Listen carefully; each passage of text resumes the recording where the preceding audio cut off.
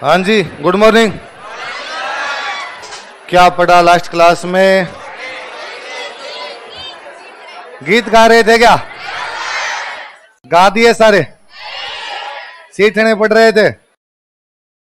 चल, कितने दिन बाद क्लास लगाई है? 2? हाँ, मैं क्या नहीं आया, मैं नवीन जी ने लगाई नहीं क्लास। ये 3 तारीख को, कल भी कोई दूसरे क्लास होगी क्या? ऐसा हो गया। मेरे चक्कर में आपको 2 घंटे मैथ्स पढ़नी पड़ी। रामानुजन बन गए तुम। 1 घंटे में दुखी हो जाते हो। चलो,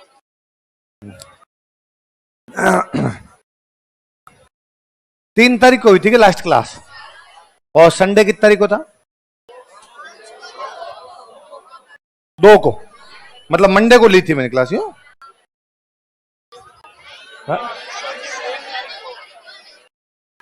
अच्छा अच्छा, मंडे को तो 3 को क्लास हुई, तो 4 को क्यों नहीं हुई?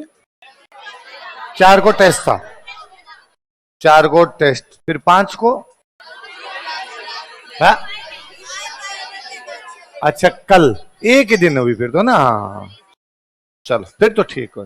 पर मेरे को ऐसे क्यों लग रहा है इसमें 5-6 दिन बाद आया हूं? 3 दिन ही हुए। हाँ, 4 दिन हो। आज की तारीख हो गई? 7 हो गई है ना। 3 को ली तो 4 को संडे आ गया। बहुत निकाल दो ना यार, उसको तो कैसे आऊंगा मैं? 2 का था संडे, तो मंडे को मैंने ली थी क्लास, तो 3 को तो फिर मंडे था ना। मंडे को ली थी। है भाई, मेरे को नवीन जी ने ऐसे कहा था, है 2 को संडे था। है 3 को मिडिवल की क्लास थी। क्या बताया आप? मेरे को नवीन जी ने ऐसे कहा था कि इनकी मिडिवल कंप्लीट हो जाएगी और शायद वो रोहित सर की सुबह ऑडिट चल रही होगी, तो उनकी वो 7 से 9 लगानी जरूरी है, इसलिए एक बार 2 दिन आपकी ड्रॉप कर देते हैं, ऐसा कुछ कहा था यार, मैं भूल गया। हाँ, कल हो गया, कोई चक्कर पड़ गया। चलो, क्या लोकगीत पढ़ रहे थे ना? चलो बताओ, राजस्थान के लोकगीतों को कितने भागों में बांट सकते हो? पहले प्रकार के कौन से, दूसरे और तीसरे? अरे ये मेरे ऊपर वाला बंद कर दे यार, मेरे बुखार सी है। चलो, तो जन सामान्य के लोकगीत कितने भागों में बांट सकते हैं? 5 भागों में। पहले कौन से? संस्कार, बच्चे के जन्म पे, सगाई पे, मामा जी गिफ्ट लाए, दूल्हा दुल्हन के, वो गेम खेलने वाले, और बारात का डेरा देखने जाए तो, दीपावली पे, होली पे, सर्दी में, गर्मी में, बरसात में, बादवे में, और हल जोते समय, केला देवी के, वल्लभ संप्रदाय के देवियों के लंबे छंद, सिरजा, क्या होते हैं, देवी देवताओं के गीत और निर्गुण भक्ति के गीत, और कंगे पर पानी लेने जाए तो बीच में इंडो नहीं रखे तो ऊंट के गले का आभूषण। अच्छा, व्यावसायिक जातियों के नाम बताओ।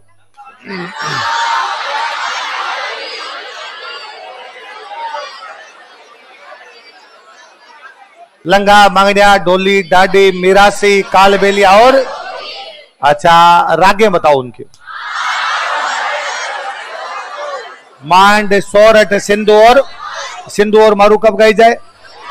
और वो दोनों ऊपर वाली श्रृंगार में गाई जाए। उसके बाद क्षेत्रीय लोकगीत कितने भागों में? पहले कौन से?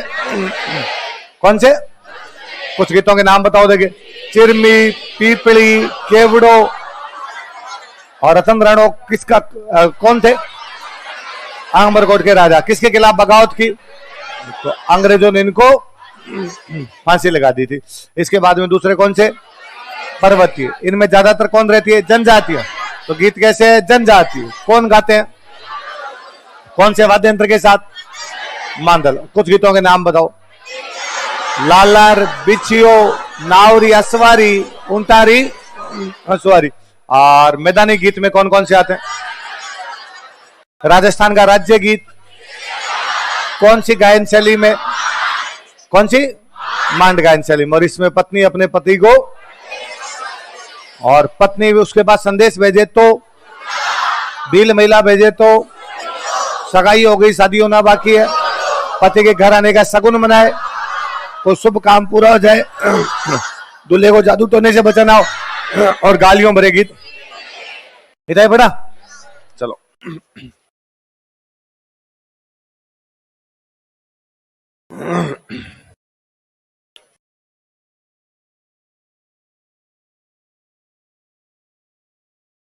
आगे लिखो भाई। पावना। एक बार आओ थे जवाई जी पावना, वही पावना।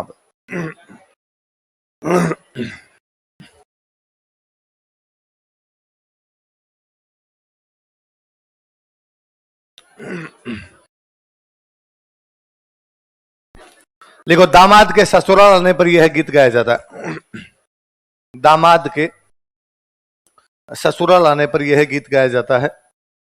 This song is sung when son in law comes in law's house.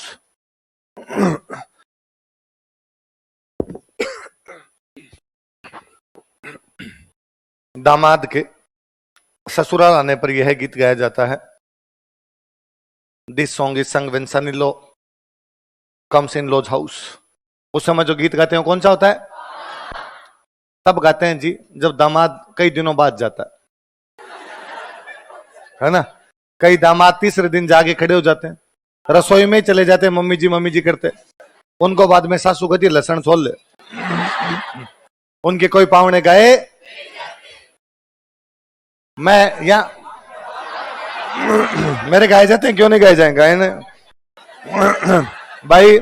Time table आता है डेली आपके पास? टाइम टेबल आता है? 12 महीनों में मेरी छुट्टियां देखना तुम। जाने का टाइम नहीं वैसे, मजूरी में टाइम कट गया अपना। अगला लिखो कोयल। हाँ, संडे को भी क्लास ही होती है रे। 2 संडे से सेमिनार हो रहे हैं। इस संडे को नवीन जी करें क्लास है। किसी संडे को कोई ऐसी मजूरी आई हुई होती है कि जयपुर से बाहर जाना होता है। ले देखे कि संडे होता है, उसमें आजकल कोई वैसे है कि साहब वो फलानी जगह जाना है, फलानी जगह जाना है, कुछ ना कुछ ये रहता है। मज संडे को तो मैं इतना वो मानता हूं कि आना ही नहीं चाहिए। क्यों भाई? इससे क्लास वाला मेरी ठीक चलता है। सुबह 7 बजे आया, 7 बजे तक शाम क्लास ली, 2-1 घंटे तक ऑफिस में मगजमारी की, 9 बजे घर चले गए। ठीक है, पूरा दिन अपना कट गया, कोई इधर का लेना देना नहीं। संडे वाले दिन ज्यादातर टाइम जयपुर से बाहर जाना पड़ता है। सुबह गाड़ी लेके निकलो, दिन में कोई कार्यक्रम हो उसके अंदर आप भाग लो, रातों रात वापस आओ। एक तो डर लगता है कि कब गाड़ी ठुकेगी उसका कोई पता नहीं। भाई आप जब सड़क पे ही हो तो क्या पता किस दिन आपका दिन आ जाए। तो फिर रात को कई बार तो ये होता है कि वहां से फ्री हुआ, मैं 8 बजे कहीं से 8 बजे फ्री हुआ, तो अब रातों रात चलना है। अब अपने को मान लो मैं जोधपुर हूं या मैं बीकानेर हूं, तो आने के कम से कम 5 घंटे का रास्ता है। 1 बजे पहुंचेंगे, दिमाग में चल रहा 7 बजे क्लास है, 7 बजे क्लास है, 7 बजे क्लास। ड्राइवर भैया कोई कह रहे हैं भगा गाड़ी, वो पूरे दिन से गाड़ी चला रहा है, उसको भी नींद आने की संभावना। बोले संडे मेरे को कतई अच्छे नहीं लगते। संडे पहले अच्छा लगा करते थे जब फ्री होते। भाई फ्री हो भाई आप पूरे दिन, उल्टा आजकल तो अभी मैं पिछले एक संडे को किसी में मैं फ्री था, उस दिन मैं शायद सेमिनार में गया था, लेट आया था। तो उस दिन तो मैं रात को सुबह उठने के बाद सुबह 6 बजे आंख और खुल जाती, बुढ़ापा एक तो कि भाई बायोलॉजिकल क्लॉक मेरी सेट हो गई। अब मैं कितने बजे भी सोऊं, एक बार 6 बजे आंख खुलती है। क्यों? पिछले 12 साल से लगातार मेरा ये रूटीन है। 2012 से ये रूटीन बना, तो अब वो 6 बजे डॉट खुल जाती है आंख। अब मुझे लगता है कि आज संडे में और सोऊंगा, 2 घंटे और सोऊंगा, 2 घंटे और सोऊंगा। फिर मुझे लगता है मैं फोन बंद कर दूं, वरना अभी कोई सुबह सुबह बाद में फोन कर देगा, आज तो रविवार, आज तो फ्री हो, तो बाद में कोई ना कोई मिलने वाला कोई होगा, तो फिर मैं 2 घंटे फोन बंद करके कौन सोया था। तो वो टेंशन रहती है। तो संडे से अच्छा तो आपकी क्लास है। मुझे सबसे अच्छा, सबसे ज्यादा अच्छा आपके बीच रहना लगता है ना। बाहर की दुनिया जाली में जी, बाहर की दुनिया में मिलना जुलना ज्यादा अच्छा। छोटे छोटे नन्हे मुन्ने बच्चों को देखो, बंदा खुद एकदम यंग फील करता है। मैं वैसे 22 साल का हूं। हाँ, और आपके बीच में आके तो मैं एकदम आपके जितना 16-17 का सा फील करता हूँ, है ना। 15 है ना। मैं क्या एक बार जोधपुर गया हुआ था। तो वह जोधपुर अपने स्प्रिंग बोर्ड है ना, उसके ठीक पास में एक म्यूजिक एकेडमी है, म्यूजिक वगैरह सिखाते हैं। तो उन्होंने, मैं वहां गया हुआ था, उनको स्टूडेंट से पता चल गया होगा कि भाई सर यहाँ पे आए हुए, तो वो मेरे पास आएगी, सर हमारे म्यूजिक एकेडमी का कार्यक्रम है और उसमें आप भी आना। तो मैं कह रहा मैं क्या करूंगा, म्यूजिक एकेडमी कार्यक्रम है, न तो ज्यादा म्यूजिक सुना हुआ, न मुझे कोई आता है, न समझ में आता है। सर आ जाना, बच्चे हैं, बच्चे ठीक फील करेंगे और करेंगे। तो मोबाइल नीचे कर रहे। तो मैं यूं चला गया। अच्छा, बच्चों का कार्यक्रम एकदम छोटे छोटे बच्चे, कोई भरतनाट्यम करे, किसी ने कथक किए, ऐसे डांस अलग अलग टाइप के, कई ने गाने गाए, तो ठीक ही लगा। एक दो कोई प्ले हुए उसके अंदर। अब उन्होंने लास्ट में कहा कि मुख्य अतिथि महोदय 2 शब्द बोलेंगे। तो आपने क्या बोले 2 शब्द? उस दिन शायद जोधपुर का स्थापना दिवस था, दुर्गादास राठौड़ जयंती थी, कुछ ऐसा था। तो मुझे पता था क्लास में उस दिन वो जोधपुर की क्लास, तो जोधपुर वाले बच्चे कर देते हैं, सर आज हमारा स्थापना दिवस है, या दुर्गादास जी की जयंती है, 2 शब्द बोलो। तो मैं क्लास में तो कुछ ही नहीं बोला था, मैं पढ़ लो रे, कोई 2 शब्द नहीं है, पढ़ लो। अब फिर मेरे दिमाग में आ गया, अपने यहाँ पे म्यूजिक पे तो क्या बोलेंगे, जोधपुर का है तो जोधपुर वालों की 4 तारीफ कर देते हैं, रेडी, जोधपुर की बातें बोल देते हैं। तो जोधपुर के बारे में 2-4 बातें बोल गया, दुर्गादास जी के बारे में 2-4 बातें बोल गया, राजस्थानी के अंदर बोल गया कि जोधपुर में इनको सबको, वैसे भी राजस्थान सबको समझ में आती, ठीक लगेगा एकदम। मैं नीचे उतरा तो एक कोई 90 इयर्स ओल्ड जोधपुर के कोई सर, और वो संगीतज्ञ रहे हुए जोधपुर में ना, म्यूजिक टीचर रहे हुए, उन्होंने मेरे को बुलाया। वो अवार्ड लेने के लिए आए हुए थे, वहां पे अवार्ड भी बांटे थे वहां। तो उन्होंने मेरे को बुलाया कि इस लड़के को इधर बुलाओ। तो मैं उनके पास गया, तो उन्होंने पूछा क्या करते हो तुम? तो मैंने कहा सर मैं टीचर हूँ, स्प्रिंग बोर्ड एकेडमी कोचिंग है, उसमें पढ़ाता हूँ ऐसे ऐसे। अच्छा यार तुम अच्छे बोले, अभी तुम बोले थे ना, मैंने ध्यान दिया, तुम अच्छे बोले, थैंक यू सर। तो तुम कोचिंग में पढ़ाते हो, कितने बच्चे हैं? कई इधर नॉर्मल बात है कि जिसे कोई सामान्य पूछता है। फिर उनका तेरे को एक बात बताऊंगी, हाँ, कि तुम मरते दम तक पढ़ाना बच्चों को। मैं सर क्यों, ऐसा क्यों? मुझे लगता है भाई एक समय के बाद में हो जाना चाहिए, रिटायर हो जाना। अरे नहीं नहीं, क्या करेगा रिटायर हो गए, घर पे बैठ जाएगा तो बुढ़ों जैसी बात करेगा, बच्चों के बीच में रहेगा, बच्चों जैसा फील करेगा। और मुझे उनकी वो बात इतनी उचित लगी कि मुझे लगा यार मैं सबसे अच्छा फील कब करता हूं, जब मैं क्लास में होता हूं। एक तो इन 2 घंटे का पता ही नहीं चलता, वरना आप बाहर 2 घंटे बैठ रहे हो। मैं दिलीप सर को मैं परसों कह रहा था कि सर आजकल ऑफिस थोड़े कम आते हैं, और सर आते भी हैं तो हमारी क्लासें रहती है ना। तो पहले क्या होता था, मेन बिल्डिंग एक ही थी, वहीं पे सारी क्लासें होती, बच्चे कम थे, तो हम सारे टीचर 7 बजे 9 बजे मिलते आपस में, सारे के सारे एक जगह इकट्ठे होंगे, वहां चाय वाय पियेंगे, 11 बजे मिलते, 1 बजे मिलते। अब सबकी अलग अलग क्लास है, किसी की अफगानिस्तान बॉर्डर पे, कोई पाकिस्तान अलग अलग ड्यूटी लगी हुई है, तो आपस में मिलते ही नहीं है।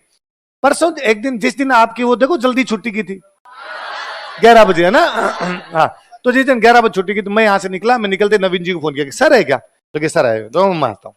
तो मैं सर, विजय सर, वहां सारे स्टाफ वाले इकट्ठे हो गए और सारे के सारे बेटे बातचीत कर रहे थे। तो यूं वापस में सर को हंस रहा था, मैं सर अपने 2 घंटे भी बातें कर रहे हैं तो उसमें अपने टाइम देख लेते हैं यार, 12 बज गए, 12:15 हो गए, 3 बार समय पे ध्यान चला गया। क्लास सर 2 घंटे की होती है, कोई ध्यान ही नहीं जाता कि कब 2 घंटे बीतते हैं, कब नहीं बीतते हैं। सबसे अच्छा फेज है कि आप क्लास के अंदर आओ, बच्चों के बीच में रहो आप, और फिर नया भी कुछ नहीं करना, वही पढ़ाना जो आपको आता है। ज्यादा चैलेंजिंग वाला काम भी नहीं, ठीक है, थोड़ी थोड़ी चीजें अपने आप जुड़ जाती है तो जुड़ जाएगी। तो सबसे अच्छा फील तो मैं आपके बीच में करता हूं, आप जैसे एकदम खुशी से मुस्कुराते हुए चेहरे दिखे, इससे अच्छा दुनिया में और क्या हो। इसलिए, और सबसे अच्छा इसलिए फील करता हूं कि सुबह 7 से 7 तक मुझे लोगों के फोन नहीं उठाने पड़ते। मुझे कॉफ है, एलर्जी है फोन से, मुझे लगता है मैं इसको बंद करूंगा। अभी बीच में 3 दिन में नहीं रखा था, मैंने 3 दिन प्रयोग करके देखा कि 3 दिन बंद है, मैं 3 दिन फोन ही नहीं लाया था। आप बोले क्लास आपने कभी ध्यान नहीं दिया होगा, मैं सीधा आगे इधर ही बैठ गया था, उधर फोन रखा ही नहीं था, मैं फोन नहीं था, 3 दिन एकदम बंद करके देखा। मैं कहा भाई लोग कहते हैं कि काम पड़ जाए तो मैं देखते हैं कौन कौन मरता है अपने बिना। दुनिया क्या पता थोड़ा बहुत मंगल ग्रह रुक जाएगी ना, सर के पास फोन नहीं है, मैं नहीं घूमूंगा भाई साहब आगे।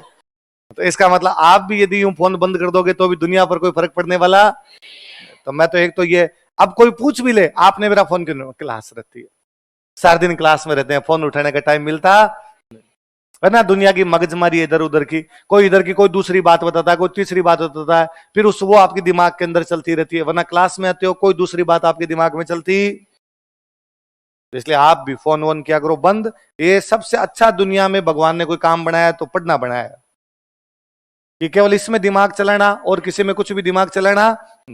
बाकी जब आप इससे बाहर निकलोगे ना, ये मतलब जो आप आरएस बन जाओगे, जब आपकी नौकरी लग जाएगी, जब आप नौकरी करोगे, घर परिवार में होगे, तब आप सबसे अधिक इस टाइम को मिस करोगे और आपको लगेगा यार सबसे अच्छा टाइम वो था जब अपने केवल कोचिंग जाते, पढ़ाई करते, शाम को आते, अगले दिन सर सुनते, अपने टेस्ट की तैयारी करते, अपने ये टेंशन होती मंडे को नंबर कम आ गए, इस बार मंडे वाले को ज्यादा लाऊंगा, या इसका टेस्ट है, ये मेरा सिलेबस नहीं हुआ, वो वाली टेंशन दिमाग में चलती थी। इसके अलावा कोई नहीं थी, वो ज्यादा अच्छा टाइम था।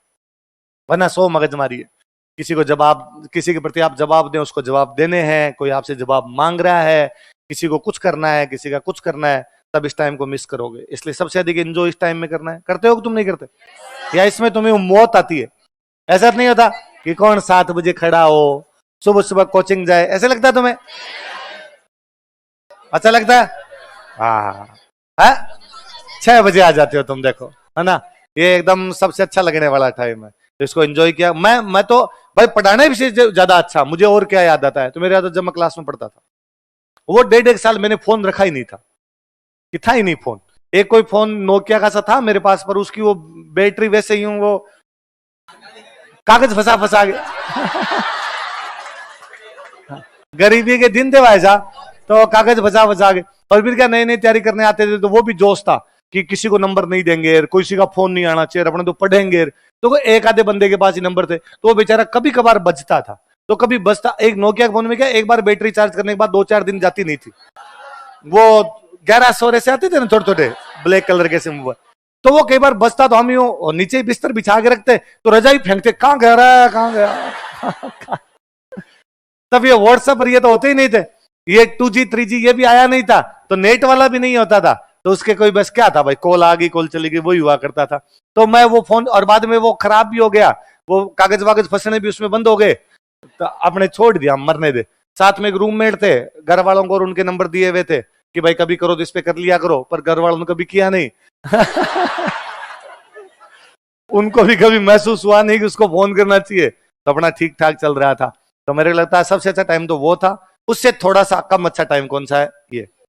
इसमें जरूर थोड़ी सी टेंशन रहती है, ये क्लास खत्म होगी उसमें जाए, इसमें सिलेबस खत्म नहीं हुआ इसमें हो गया, पर मुझे लगता है ये हल्की टेंशन। जिंदगी में इतनी तो सबकी होनी ही, वरना बाहर की जिंदगी की टेंशन अलग प्रकार की। एक दिन फ्री रह जाओ, 2 दिन फ्री रह जाओ, इतने लोग, उनके अलग अलग प्रकार के काम, एक का भी नहीं करो तो वो किसी प्रकार का नाराज, उनके उनसे क्यों गए, उनके हमारे यहाँ पे नहीं आए, फलान ढिंकर सो बात है। इससे अच्छा क्लास थी। तो मत नवीन जी का, तो नवीन जी भी मेरे को परसों करे संडे में क्लास होनी चाहिए पूरे दिन, सुबह से शाम, कोई संडे नहीं चाहिए। कोई किसी बैच में देख लो, कोई पुराना कोई टॉपिक पढ़ाओ, उन बच्चों को बुलाओ, एक दिन 5-6 घंटे वो टॉपिक उनका कंप्लीट कर लेंगे। नवीन जी ने कहा सर चिंता ही मत करो, सुबह से शाम तक रेल बना दूंगा मैं आपकी। लिखो अगला लिखो। आप भी यार इस पढ़ाई में यूं आनंद लिया कीजिए। आगे लिखो कोयल या ओलू, इसी गीत का एक और नाम है ना, हाँ, कोयल या ओलू। लिखो लड़की की विदाई के समय यह गीत गाया जाता है। दिस सॉन्ग इज संग ऑन विदाई ऑफ ए गर्ल। विदाई को अंग्रेजी में विदाई लिखना, फेयरवेल मत कर लेना तुम। लड़की की विदाई के समय यह गीत गाया जाता है। दिस सॉन्ग इज संग ऑन विदाई ऑफ ए गर्ल। हाँ, एक ही बात।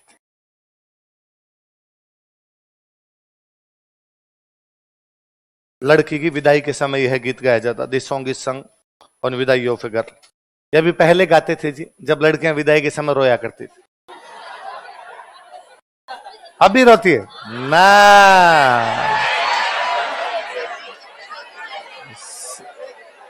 देखो भगवान ने लड़कियों को एक विशेष गुण दिया है, वो रो भी सकती है, रोने की नाटक भी कर सकती है, और नाटक इतना परफेक्ट करती है भाई साहब, है ना। और शताब्दियों से उनका वो ढोंग जारी है। और वो तो मैं हमेशा एग्जाम्पल देता हूं कि लड़कियां रोना, कोई दूर दराज का रिश्तेदार मर जाए तब देखा करो महिलाओं को।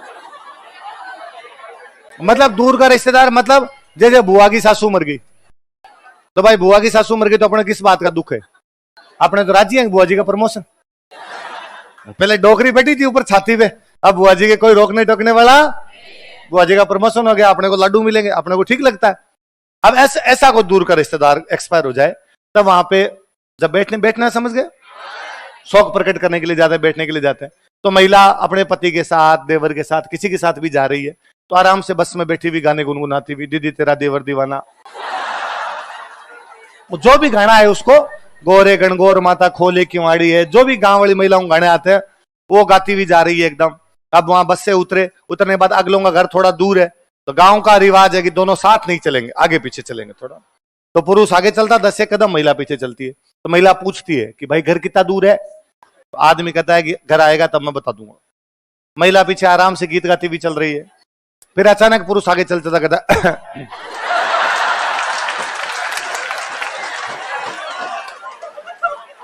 आपका समय शुरू होता है।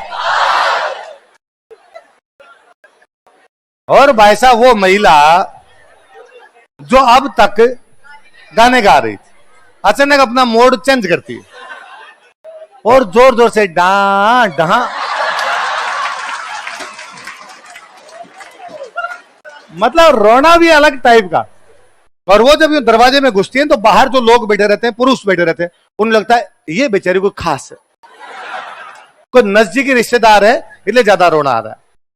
अब यहां भी मुझे यूं नहीं लगता, मुझे तब लगता है जब वो महिला अंदर जाती है, तो जो अंदर महिलाएं बैठी है उसको चुप और करवाती है, जबकि अंदर वालियों को भी पता है कि ये नहीं रो रही, क्योंकि वो भी तो ऐसे ही आई थी, है ना, पर फिर भी वो चुप करा देगी, ना ना बेननी है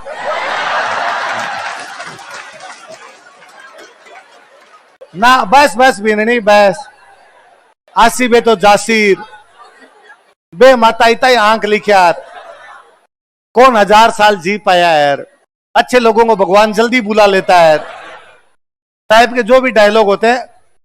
मैं कहता हूं नॉर्मली यदि किसी को रोना है किसी भी बात पे, है ना, कि मैं आपको डांट दूं क्लास में किसी को और आप रोने लग जाओ, पापा पीट दे कभी रोना आ जाए, अपने घर में किसी की डेथ हो जाए को बहुत नजदीक है तब रोना है, तो रोना जब रुकता है ना तो सुबह आती है, कई देर तक है ना सुबह आती रहती, भाई सांस अटक सीती है, आप पानी वानी पीते हैं तब जाग। भाई मैं नॉर्मली कई बार देखता हूं कि कोई बच्चे के बार ऑफिस में भी आगे को प्रॉब्लम बताते हैं तो कईयों को रोना आ जाता है, भाई है ना, तो रोना आ जाता है, तो बाद में मैं उनको अरे पानी पी लो, अरे नहीं नहीं ऐसे नहीं करते, हिम्मत रखो यार, क्या है, पानी पियो अपने पानी।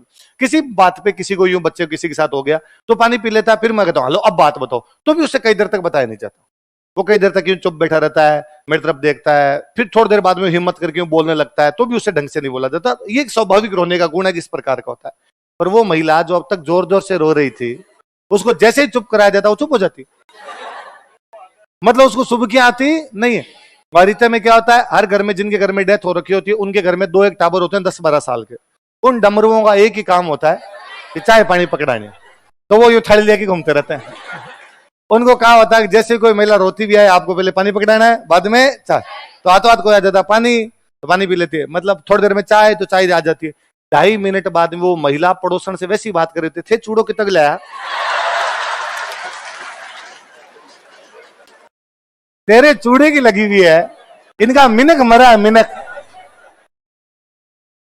और ये महिलाओं का ढोंग 1000 सालों से जारी है। और आप जानते हो ये ढोंग किस लिए है, क्योंकि घूंघट होता है, इसलिए किसी को कुछ भी दिखता, इसलिए है लड़कियों, यदि कभी तुमसे कोई कहे कि घूंघट समाप्त किया जा रहा, तुम कहना नहीं, यह हमारा गहना है और घूंघट होना चाहिए, क्योंकि यदि घूंघट पूरी तरीके से समाप्त हो गए तो तुम्हारा ढोंग। इसलिए कभी नोटिस किया करो, गांव में आज भी इस प्रकार के लिए जाते हैं ना कभी, तो महिलाएं जो बड़ी उम्र की महिलाएं पल्लो ले लो, नहीं बोलते, रोना नहीं बोलते कि बेने नहीं पल्लो ले लो, इसका मतलब घूंघट खींच लो, टू नहीं निकालनी है, रोना नहीं है। पल्ला लेके बेने नहीं जर जर से, कई बेननियों को तो महारत हासिल होती है। ओ अभी देखो मैं, तुम बाकी वाली मत रोना, तुम सबके पालती के मैं ही रो दूंगी यहाँ। अब यही बात यहाँ लागू होती थी। पहले विदाई छोड़ो, मेरे ना मम्मी को और वैसे देखा, विदाई छोड़िए, साल में एक बार, 2 साल में मम्मी एक बार ऐसे नहीं हाल जाती, वापस जब आते ना तो ही रोते, है ना। उसका कारण था, देखो उसका एक तो भाई विदाई के समय 13-14 साल की बच्चियों की शादी करते, उस बच्ची ने अपने घर से बाहर निकल के देखा ही नहीं था, वो अपने घर में ही रही। पहले गांव में 8-10 साल के होने के बाद बच्ची को ननियाल नहीं भेजते थे, नहीं भाई नहीं भेजेंगे हमारे घर में, और कहीं भी नहीं भेजना, घर में रहे। तब लड़का वड़का देखना शुरू हो जाते, 13-14 साल की होती तब तक उसकी शादी कर देते। एक बच्ची जिसको पहली बार घर से किसी दूसरे घर में भेजा जा रहा है, उनमें से किसी व्यक्ति को जानती नहीं है, उसका रोना स्वाभाविक था कि कहां भेज रहे हो, अचानक मुझे यहां से क्यों निकाल रहे हो। मैं कहता हूं इस उम्र के किसी लड़के को भी हॉस्टल छोड़ा जाता है ना, वो भी रोता है कि मुझे कहां छोड़ के जा रहे हो, मैं यहाँ पे नहीं रहूंगा, मम्मी नहीं पापा नहीं। 9-10 का बच्चा होता उसकी होती है, उस बच्चे के साथ भी होता। फिर पहले ससुराल वाकई ससुराल थे, जहां पे आपको सासू से, ननद से, देवर से, इनसे भी घूंघट करने हैं, जहां पर, और घूंघट भी वो जिसमें आगे कुछ भी नहीं दिखता है। मम्मी वो कहती है भाई रे मोटे मोटे ओढ़ने होते थे और आगे कुछ नहीं थे, इसलिए अब उसको चूंकि सामने दिखता नहीं था घूंघट में, इसलिए हमेशा नीचे देख के चलती।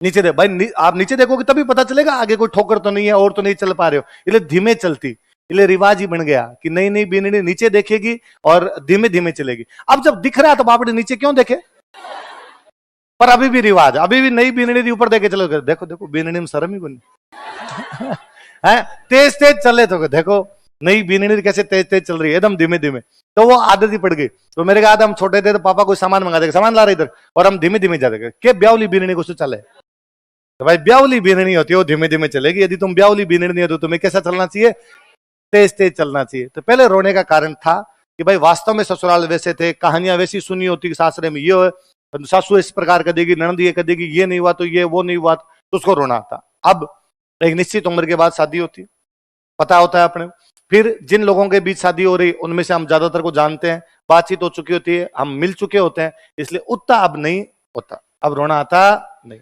पर फिर भी तुम लड़कियों को चूंकि भगवान ने विशेष गुण दिया है, और इसलिए भी आजकल तो नहीं रोती होगी तुम, की मेकअप भी तो खराब हो जाए 3 घंटे लगाए थे इसको, ऐसे कैसे हो सकता है। पर फिर भी आता है क्या, अभी तुम्हें क्या बता नहीं, पर सबसे जोरदार तो वो होता है कि भाई उस समय सारे घर वालों को आना लग जाता है ना।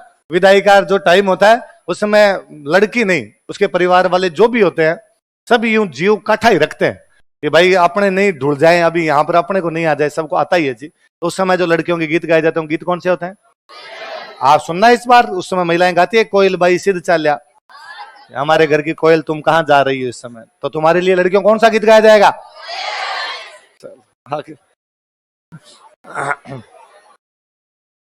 आगे लिखो डोला मारू।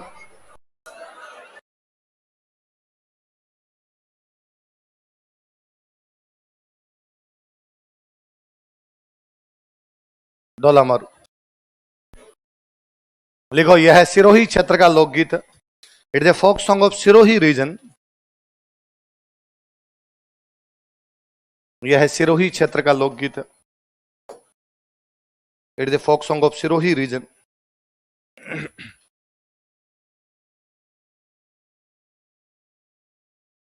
यह ढोला मारू की प्रेम कहानी पर आधारित है, it is based on love story of Dhola Maru. यह ढोला मारू की प्रेम कहानी पर आधारित है, it is based on love story of Dhola Maru.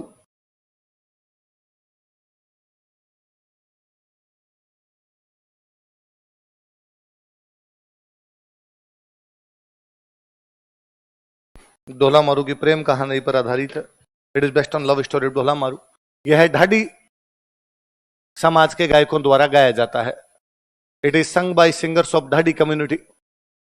यह ढाडी समाज के, लिखवाया ना मैंने उसके अंदर, ढाडी समाज के गायकों द्वारा गाया जाता है, it is sung by singers of Dhadhi community.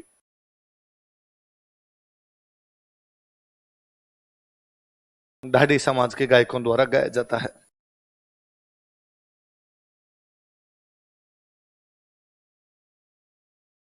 अगला लिखो झोरावा।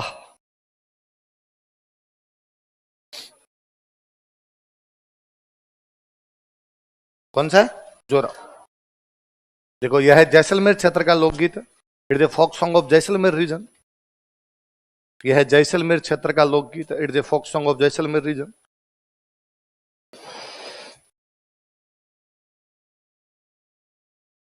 यह है जैसलमेर क्षेत्र का लोकगीत, it is a folk song of Jaisalmer region, जो किसी की याद में गाया जाता है, विच इज संग in memory of someone. Basically किसी की डेथ वगैरह हो जाए उनकी याद में जो गाए जाते हैं, जो किसी की याद में गाया जाता है, विच इज संग इन मेमोरी ऑफ समवन, जो किसी की याद में गाया जाता है, विच इज संग इन मेमोरी ऑफ समवन।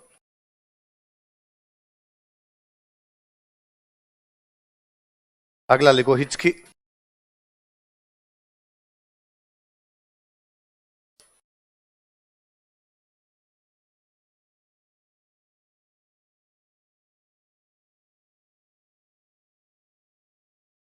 लिखो यह है मेवात क्षेत्र का लोकगीत। इनके क्षेत्र याद रखने ना, और कुछ नहीं पूछेंगे आपसे, क्षेत्र पूछेंगे। यह है मेवात क्षेत्र का लोकगीत। It's a folk song of Mewat region. यह है मेवात क्षेत्र का लोकगीत। It's a folk song of Mewat region. यह है मेवात क्षेत्र का लोकगीत। It's a folk song of Mewat region, जो किसी की याद में गाया जाता है। विच इज संग इन मेमोरी ऑफ समवन। आवा हिचकी, बेरन आवा हिचकी। कोई बादी लोग पुकारा बेरन आवा हिचकी, जो किसी की याद में गाया जाता है। विच इज संग इन मेमोरी ऑफ समवन।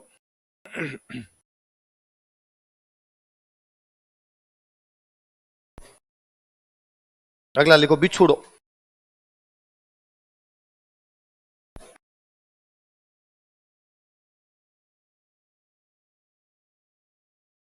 बिछुड़ो, मैं तो मरी होती राज खा गयो बेरी बिछुड़ो। लिखो यह है हड़ौती क्षेत्र का लोकगीत है। It's a folk song of Hadoti region. क्षेत्र याद रखने इनके ना। यह है हड़ौती क्षेत्र का लोकगीत। It's a folk song of Hadoti region. नाम से पता ही चल रहा है, एक महिला को बिच्छू खा गया, वो मरने वाली है, तो अपने पति को कहती है भाई मेरे मरने के बाद आप दूसरी शादी कर लेना। ऐसी अच्छी महिलाएं कहां होती है? हाड़ौती क्षेत्र में कहां होती है? तो लड़कों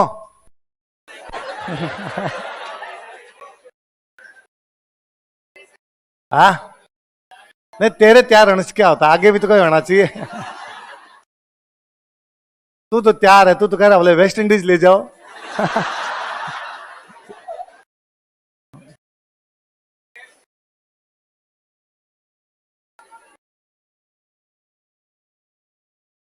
आगे लिखो फोक म्यूजिक स्टाइल्स, लोक गायन शैलियां।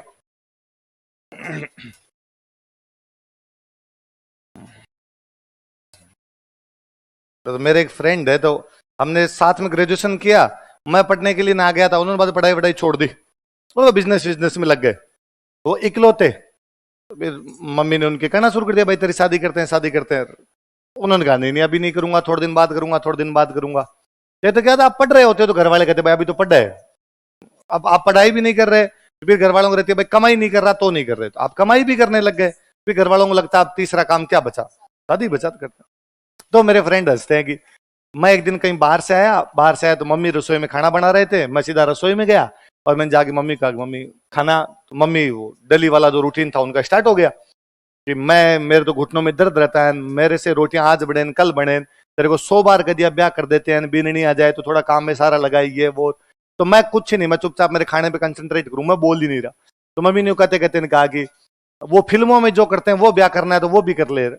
वो लव मैरिज तो उनको नाम आया नहीं, क्यों फिल्मों में दिखाते हैं वैसा कुछ। भाई तू हमारी मर्जी से नहीं करे, तेरा कोई तो बता दे भाई, वो करते हैं और तो क्या करें, कि वो फिल्मों में जो करते हैं वो करना तो कर ले। तो वो कहे मैं फिर भी नहीं, क्योंकि पापा बाहर बरामदे में बैठे बैठे पेक ले रहे थे। तो पापा ने भी ये बात सुनी पर पापा ने भी कुछ नहीं बोला। तब तक मम्मी लगातार उस पर बोल ही रही थी कि बोलता भी नहीं है, कुछ बताता भी नहीं है, क्या है तेरे क्या नहीं है, अब सारी छूट तो दे दी तेरे को, और फिल्मों वाले करने तो फिल्मों वाले कर ले। तब तक पापा के 2 पेक हो गए थे। तो पापा ने तब 2 पेक होने के बाद वापस कहा गया वो तू क्या कर रही थी, इसका कौन सा ब्याह करे। क्योंकि वो आजकल जो दिखाते हैं नए नए टाबर जो करने लग गए, ये फिल्मों में दिखाते हैं, वैसा कुछ करना हो तो कर ले। क्योंकि लव मैरिज का हाँ हाँ वही कर ले। क्योंकि पापा बाहर बैठे बैठे के उसके लिए 2 लोग चाहिए होते हैं।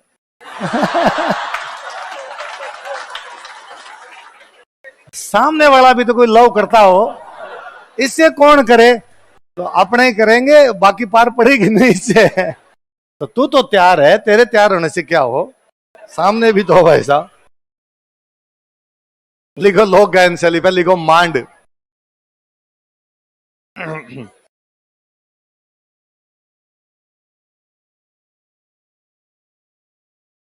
मांड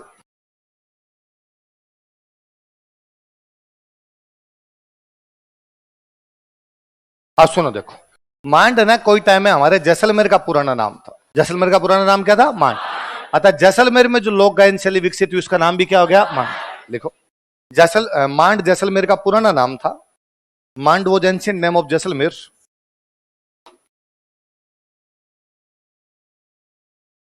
मांड जैसलमेर का पुराना नाम था। Mand was ancient name of Jaisalmer. Mand Jaisalmer का पुराना नाम था। Mand was ancient name of Jaisalmer. अतः इस क्षेत्र में, सो इन दिस एरिया, अतः इस क्षेत्र में, सो इन दिस एरिया, यह लोक गायन शैली विकसित हुई। This folk music style was developed. यह लोक गायन शैली विकसित हुई। This folk music style was developed. यह लोक गायन शैली विकसित हुई। This folk music style was developed.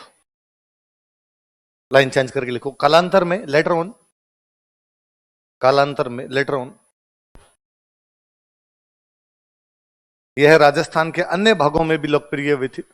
It also became popular in other areas of Rajasthan. यह राजस्थान के अन्य भागों में भी लोकप्रिय हुई थी। It became popular in other areas of Rajasthan. यह राजस्थान के अन्य भागों में भी लोकप्रिय हुई थी। It became popular in other areas of Rajasthan. यह राजस्थान के अन्य भागों में भी लोकप्रिय हुई थी। मुख्य गीत बराबर लिखो। केसरिया बालम पढ़ा है हमने पहले भी। मैंने केसरिया बालम लिखा है, तब लिखा था मांड गायन शैली में गाया जाता है। देख लो, मुख्य गीत, मेन सॉन्ग बराबर लिख लो केसरिया बालम।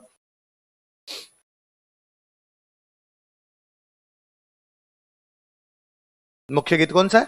केसरिया बालम। मुख्य कलाकार लिखो, आर्टिस्ट कौन कौन हुए। मैं एक लिस्ट बना रहा हूं, उतारो, फिर अपने एक एक की बात करेंगे।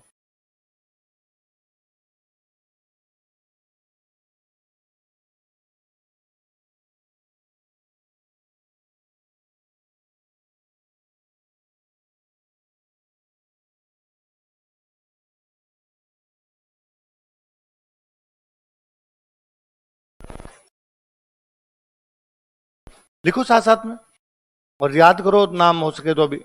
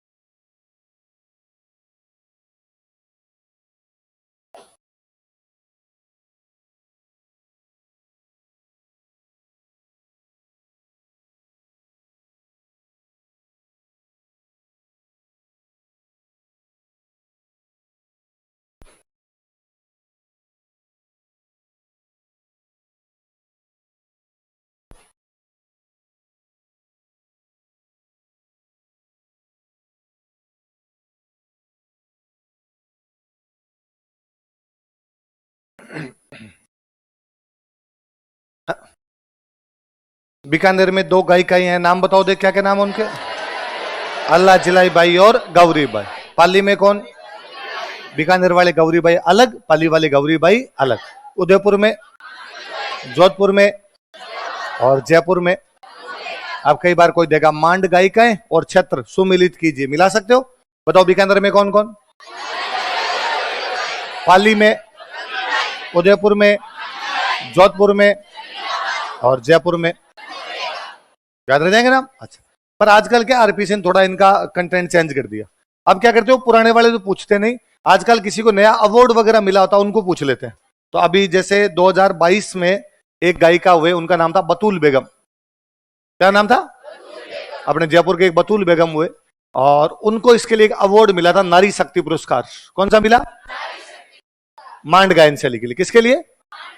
अब वो ये सवाल पूछ लेते हैं, मांड गायन शैली के लिए हाल ही में कौन सी एक कलाकार को नारी शक्ति पुरस्कार दिया गया था, है ना? या वही दे देते 2022 ईस्वी में बतूल बेगम को किस बात के लिए नारी शक्ति पुरस्कार दिया गया था? मांड गायन या मांड गायन शैली के लिए बतूल बेगम को हाल ही में इनमें से कौन सा पुरस्कार दिया गया? हाँ, तो आजकल ये सवाल ज्यादा आते हैं, तो उतार लो और बॉक्स में बंद कर लो अलग से। नारी शक्ति अवार्ड,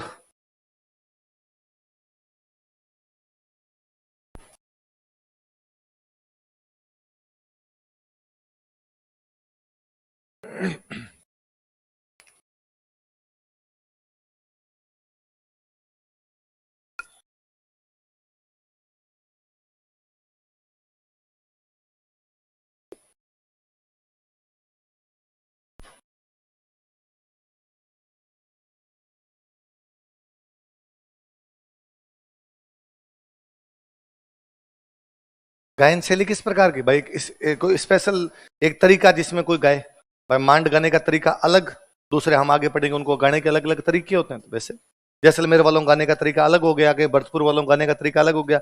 जिस क्षेत्र की स्टाइल क्या होती है, मैं तुम्हारे पढ़ने की स्टाइल, मेरे पढ़ने की स्टाइल, किसी क्रिकेट खेलने की स्टाइल, वैसे गाने की स्टाइल। लोक लोक गा रहे, जनता गा रही है, कोई स्पेशल लोग नहीं है अलग से, तो लोक गायन शैली। तो बतूल बेगम को कौन सा पुरस्कार मिला? है ना। अब है ना, कभी आप करंट हालांकि पढ़ते नहीं है, आप तो निकमे हो एक तो सारे के सारे, वरना कभी अखबार वगैरह पढ़ोगे तो आप कभी और पढ़ोगे। ये नारी शक्ति पुरस्कार हर 8 मार्च को मिलता है। कब मिलता है? अंतर्राष्ट्रीय महिला दिवस होता है तो महिला दिवस को मिलता है। हमारे भारत सरकार का जो महिला एवं बाल विकास मंत्रालय होता है, कौन सा मंत्रालय? वो हर साल कई महिलाओं को यह पुरस्कार देता है, और अपने महिलाओं, स्पेशली केवल महिलाओं को दिया जाने वाला सबसे बड़ा पुरस्कार है। तो आप अब की बार कभी देखोगे तो और किसी का नाम आएगा कि फलानी महिला को इस बात के लिए नारी शक्ति पुरस्कार दिया, तब आपको याद आना चाहिए कि हाँ यार, ये तो अपना पढ़ा हुआ है, मांड गायन शैली के लिए मिला हुआ है। वो किसको मिला हुआ है? किसको? बतूल को। अगली लिखो, 2 नंबर गायकी लिखो, मांगनी यार।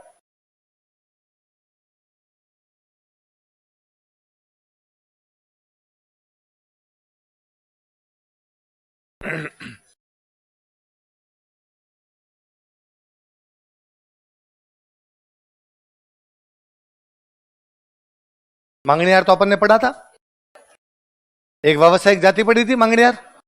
तो उस जाति द्वारा जो लोक गायन शैली विकसित की गई, उसका नाम भी क्या हो गया? मांग। बेसिकली जैसलमेर बाड़मेर क्षेत्र में रहते हैं, तो कौन से क्षेत्र में होगी? जैसलमेर बाड़मेर लिखो। जैसलमेर बाड़मेर क्षेत्र में, इन जैसलमेर बाड़मेर रीजन्स, जैसलमेर बाड़मेर क्षेत्र में, इन जैसलमेर बाड़मेर रीजन्स,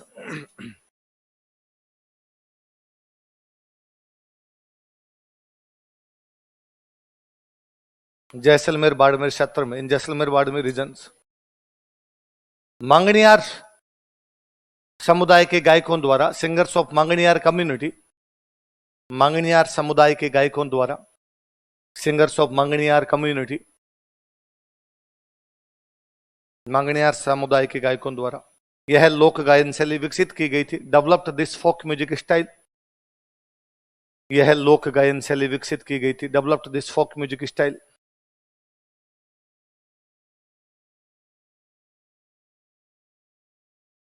यह लोक गायन शैली विकसित की गई थी। Developed this folk music style.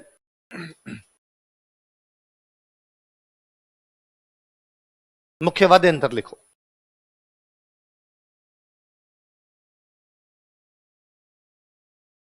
एक तो है कमाईचा,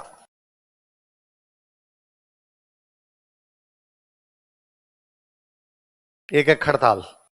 आगे वाद्य यंत्र पढ़ेंगे तब मैं और अपने फोटो देखेंगे इन सब के, इनको सबको बजाते हुए वैसे देखेंगे। अभी तो आप एक बार लिख लो, एक कमाईचा, दूसरा कौन सा? खड़ताल।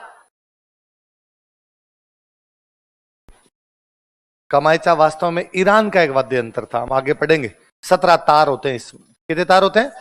तो तार यूं बजाए जाते हैं। खड़ताल कभी आपने देखी हो तो वो दोनों हाथों में लेके ऐसे ऐसे ऐसे, तो वो कौन सी होती है आपकी? खड़ताल। तो 2 वाद्य यंत्र है, कौन कौन से?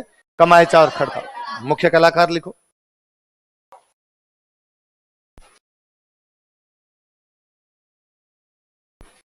साकर खान है जो कमाईचा अच्छा बजाते हैं। कमाईचा प्लेयर्स, कमाईचा वादक,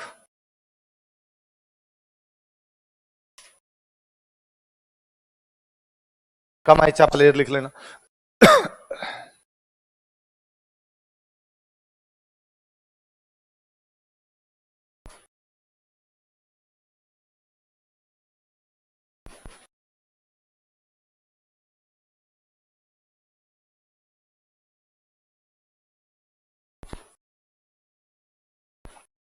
एक सदीक खान है, उसे उन्हें खड़ताल का जादूगर कहते हैं भाई। खड़ताल अच्छी बजाते, मैजिशियन ऑफ खड़ताल, खड़ताल का जादूगर, मैजिशियन ऑफ खड़ताल।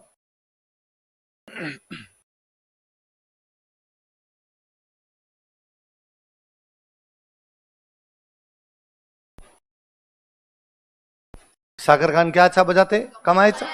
सदीक खान क्या अच्छा बजाते, खड़ताल का जादूगर किसे कहा जाता है, सदीक। किसे कहा जाता है, सदीक। अब सुनना देखो, ये जो सदीक खान है कौन से समुदाय के, कौन से, मंगने। इनके नाम पे राजस्थान सरकार ने एक संस्था बनाई, लोक कला अनुसंधान परिषद। क्या बनाई, फोक कल्चर रिसर्च काउंसिल। क्या बनाई, फोक कल्चर रिसर्च काउंसिल, या हिंदी में क्या बोलते हैं, लोक कला अनुसंधान परिषद। किसके नाम पे, 2003 में बनाएगी। कब बनाएगी, जयपुर में। कहां बनाएगी, है ना। अब तीन सवाल बनते हैं। एक सवाल तो है कि लोक कला अनुसंधान परिषद किसके नाम से स्थापित की गई, कहां स्थापित की गई, कब स्थापित की गई।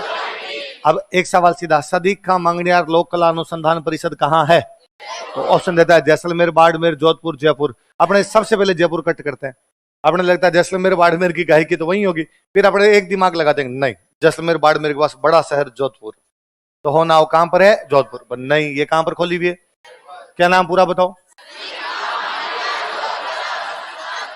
लोक कला अनुसंधान फोक कल्चर रिसर्च काउंसिल। ये फोक कल्चर रिसर्च काउंसिल कब बनाई गई, कहां पे, ऐसा कैसा उतार के बॉक्स में बंद कर लो, फोक कल्चर रिसर्च काउंसिल।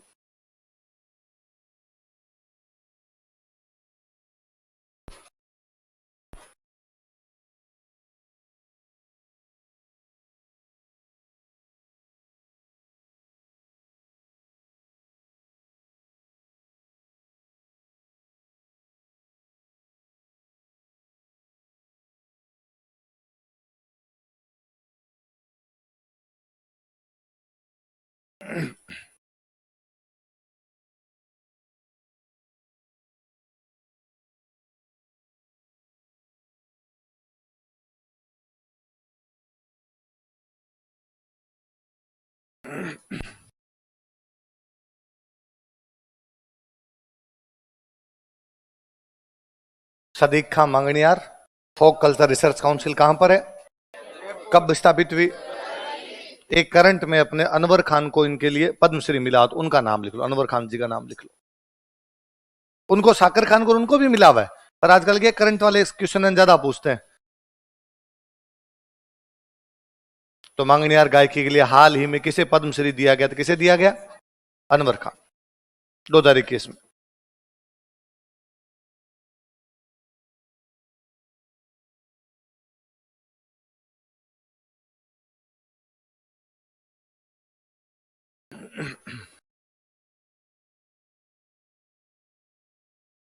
आपने क्या पुराने वालों के नाम तो याद कर लेते हैं, करंट आप पढ़ते नहीं हो तो ये नाम याद नहीं होते। आरपीसी इधर पूछ लेती है, फिर आपको जो नोट्स में से तो आए नहीं सर। बॉक्स बंद कर लो इसको भी अलग से, ताकि आपको याद रहे। अब से मान लो, और मान लो इस साल भारत सरकार और किसी को दे दे, आप यही नोट्स में ऐड कर लेना। करंट की कोई चीज पढ़ोगी, भाई इस बार भारत सरकार का दे भाई मंगनियार गायकी के लिए फलाने जी को और दे रहे हैं, आप एक और लिख लेना साथ में, अपने आप नोट्स तैयार हो जाएंगे। अगला गायकी लिखो भाई, लंगा।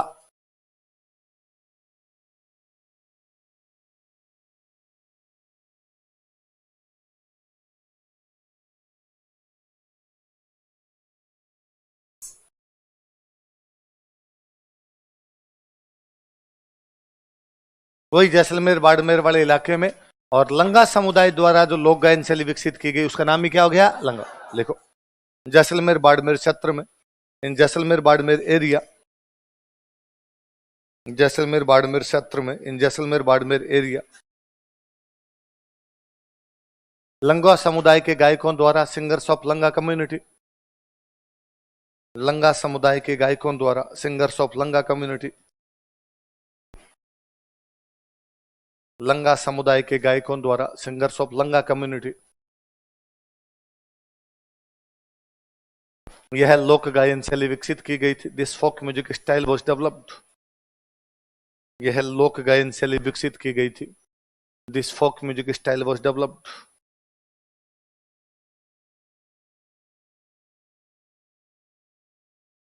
यह लोक गायन शैली विकसित की गई थी। This folk music style was developed. मुख्य वाद्य यंत्र लिखो। एक तो दोनों में कॉमन ही है कमाईचा, तो एक इनका अलग से सारंगी। सारंगी सुना ही होगा नाम आपने। एक जैसे से होते हैं कमाईचा सारंगी, थोड़े अंतर होते हैं। कमाईचे में 17 तार होते हैं, सारंगी में 27 तार होते हैं। तार से बजने वाले जो भी वाद्य यंत्र, उनमें सबसे अच्छा वाद्य यंत्र सारंगी होता है।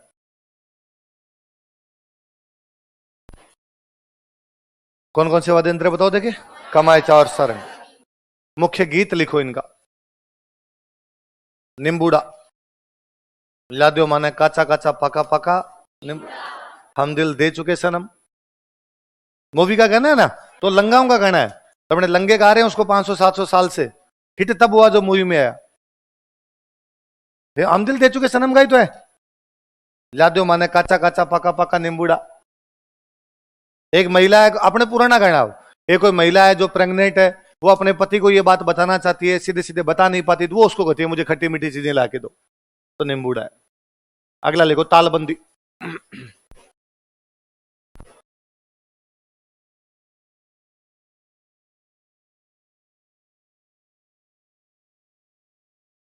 मिडाइवल होगी ना आपके, तो आपने मिडाइवल में एक बादशाह पढ़ा होगा, औरंगजेब। और आपने पढ़ा होगा, उन्हें संगीत का जनाजा निकाल दिया। पढ़ा था आपने। तो भाई साहब आज के बाद किसी ने गीत गाया ना, जबान काट लूंगा मैं। तो जब औरंगजेब ने संगीत पे रोक लगाई, तो खूब सारे संगीतकार राजस्थान आ गए। कहां पर आ गए? राजस्थान आ गए थे अपने। और मथुरा के आसपास के कई साधु थे। कहां के? कौन? साधु सन्यासी। साधु सन्यासी भजन कीर्तन करते हैं। अब औरंगजेब ने कहा ये भी गाना बजाना बंद करो, फिर वो साधु सन्यासी भी अपने इधर आ गए। तो अब मथुरा से राजस्थान की तरफ आएंगे, तो कौन से राजस्थान में आएंगे? पूर्वी, है ना, भरतपुर अलवर ये वाले, करौली सवाई माधोपुर, इसमें आएंगे। उन साधु सन्यासियों ने इस पूर्वी राजस्थान में जो लोक गायन शैली विकसित की, उसका नाम क्या है? लिखो। देखो, जब औरंगजेब ने संगीत पर रोक लगा दी थी, when Aurangzeb put ban on music, वो भी जोरदार आदमी था। ना कोई पेंटिंग बनेगी, ना कोई म्यूजिक होगा। जब औरंगजेब ने संगीत पर रोक लगा दी थी, when Aurangzeb put ban on music, जब औरंगजेब ने संगीत पर रोक लगा दी थी, तब मथुरा क्षेत्र के साधु सन्यासी, then saints of Mathura region, तब मथुरा क्षेत्र के साधु सन्यासी, then saints of Mathura region, Mathura क्षेत्र के साधु सन्यासी, मथुरा क्षेत्र के साधु सन्यासी पूर्वी राजस्थान आ गए थे, कैम्पटूस्टन राजस्थान। पूर्वी राजस्थान आ गए थे, कैम्पटूस्टन राजस्थान।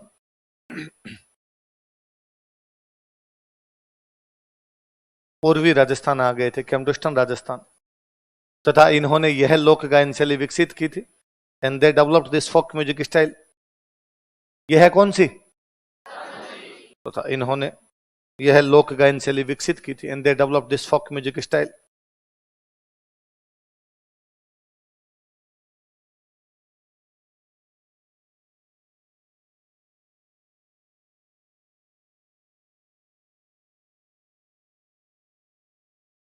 मुख्य वाद्य यंत्र लिखो। नगाड़ा। नगाड़ा तो सुना ही है। नगाड़ा नगाड़ा नगाड़ा बजा। क्या होता है, क्या बता रही है तू? हाँ, रुस्तम जी को नगाड़ा व झंडा देकर सम्मानित किया गया। पता था? तुम्हारे बनोगे, तुम्हारे स्वागत में क्या बजाए जाएंगे? बोलो जोर से। मरे मरे बोल रहे हो। क्या बता सर, बजेगा कि नहीं बजेगा, होगा कि नहीं होगा? मुख्य वाद्य यंत्र कौन सा है? नगाड़ा। तो 4 म्यूजिक वो स्टाइल है हमारी। कौन कौन सी? मांड, लंगा, मांगणियार। मांड पूरे राजस्थान में, लंगा मांगणियार पश्चिमी राजस्थान, और ये आपकी कहां पे होगी? पूर्वी। ठीक है, अब लिखो। राजस्थान के संगीत घराने, म्यूजिक घराना जो राजस्थान।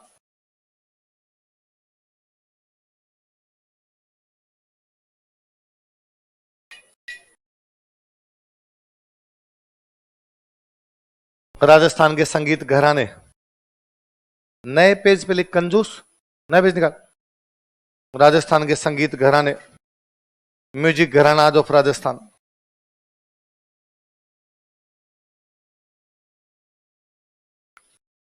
अब देखो, कोई एक म्यूजिशियन हुए, उन्होंने कोई एक प्रकार के गीत गाए, स्पेशल कोई एक राग विकसित की, एक कोई गीत गाया। अब उनके चेले ने उस राग को कंटिन्यू किया, उनके चेले ने उस राग को कंटिन्यू किया, तो लगातार एक परंपरा बन गई। उस परंपरा को बोलते हैं घराना। क्या बोलते हैं? क्योंकि म्यूजिक से संबंधित, इसलिए क्या हो गए? म्यूजिक घराने। तो हम तीन चीजें पढ़ेंगे, सुनना। देखो, ये तो घराने का नाम क्या है, ये कौन सा घराना है। दूसरा हम पढ़ेंगे उसका फाउंडर कौन था, भाई वो शुरू किसने किया। तीसरा पढ़ेंगे उसको आगे बढ़ाने वाला कोई आर्टिस्ट कौन हुआ था। तो तीन हेडिंग डाल लो ऊपर।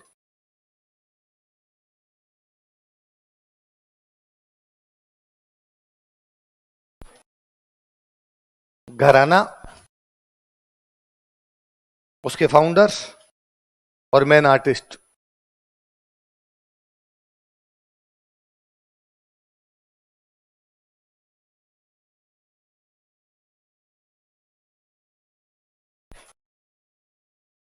घराना, प्रवर्तक और मुख्य कलाकार।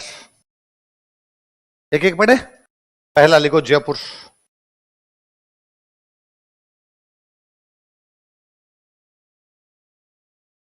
जयपुर घराने को शुरू करने वाले थे, उनका नाम था भूपत खां।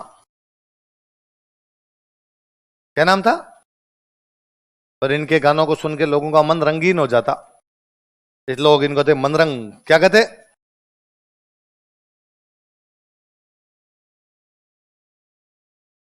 आपके मिडिवल में कहीं पर नाम आए थे क्या, दो सदारंग और अदारंग? नहीं आए? मॉडर्न हुई नहीं होगी आपके? है? नाम बताए सर ने? सदारंग अदारंग बताए थे। हाँ, मुगलों के दरबार में दो थे।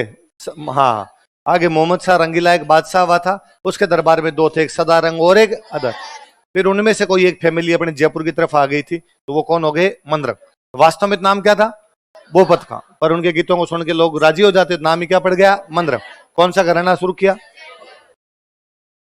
इसको आगे बढ़ाने वाले थे, उनका नाम था मोहम्मद अली खां।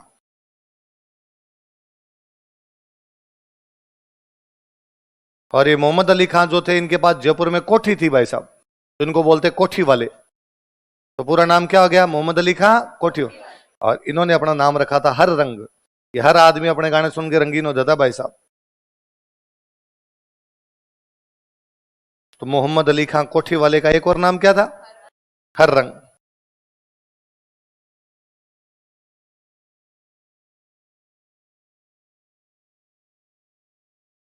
मोहम्मद अली खां कोठी वाले किस नाम से जाने जाते?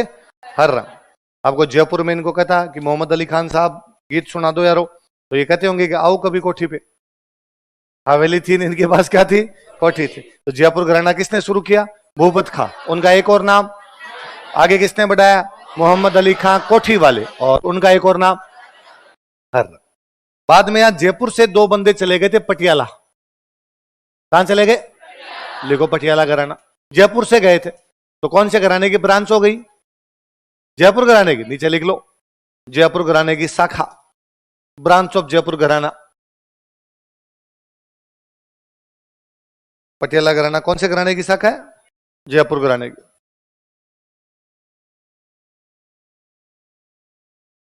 इसको शुरू करने वाले दो आदमी थे, देखो नाम सुनना पहले। एक बंदे का नाम था अली बख्श। क्या नाम था? लोग प्यार से कहते आलिया। क्या कहते? नाम तो क्या था? लोग प्यार से क्या कहते?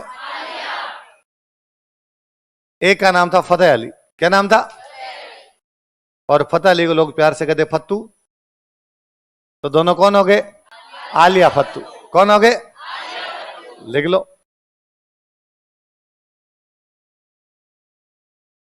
आलिया फत्तू। तो आलिया फत्तू ने कौन सा घराना शुरू किया? पटियाला घराना, जो कि कौन से घराने की शाखा थी? जयपुर घराने।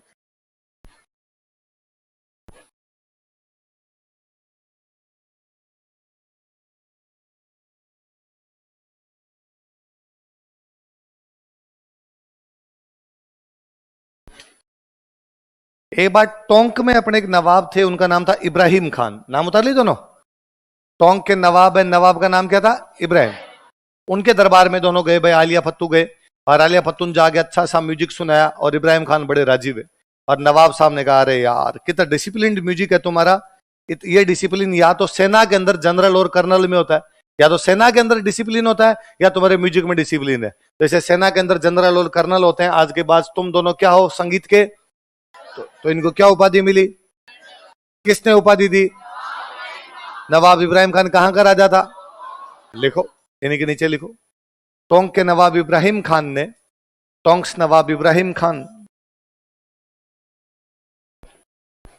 टोंक के नवाब इब्राहिम खान ने, टोंक्स नवाब इब्राहिम खान, टोंक के नवाब इब्राहिम खान ने इन्हें जनरल व कर्नल की उपाधि दी थी। Gave him titles of general and colonel. फौज में होते हैं जनरल कर्नल, वैसे तुम दोनों संगीत के क्या हो? General colonel. इन्हें जनरल कर्नल की उपाधि दी थी। Gave him titles of general colonel.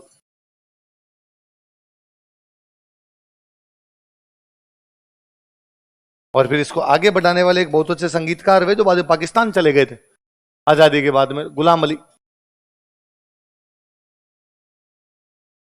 Fateh Ali के वंशज थे।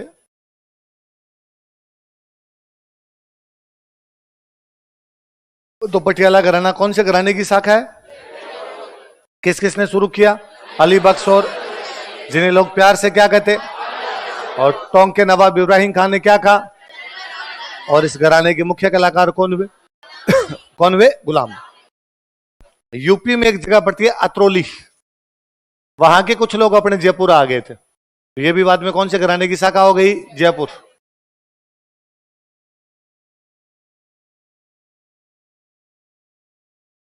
लिख लेना भाई, जयपुर घराने की शाखा, ब्रांच ऑफ जयपुर घराना।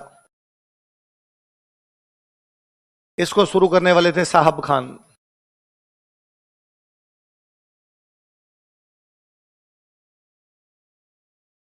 किसने शुरू किया? साहब खान। और आगे बढ़ाने वाले थे मानतोल खान।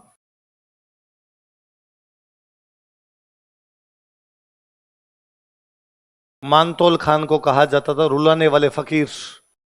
उनके गाने सुन के लोग रोने लग जाते, इसलिए नहीं कि बहुत बुरा गाते थे, सैड सॉन्ग गाते थे। अरिजीत सिंह थे। तो जिन जिनको नए नए झटके लगे होते, जिनका ब्रेकअप हो रखा होता,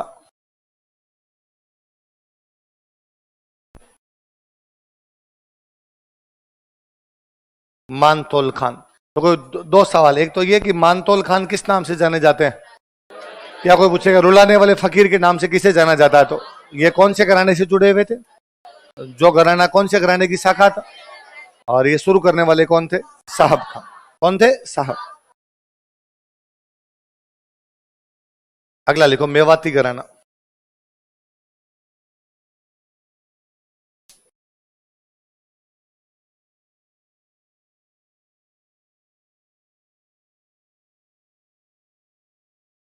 मेवाती घराना शुरू करने वाले थे घग्गे नजीर खां।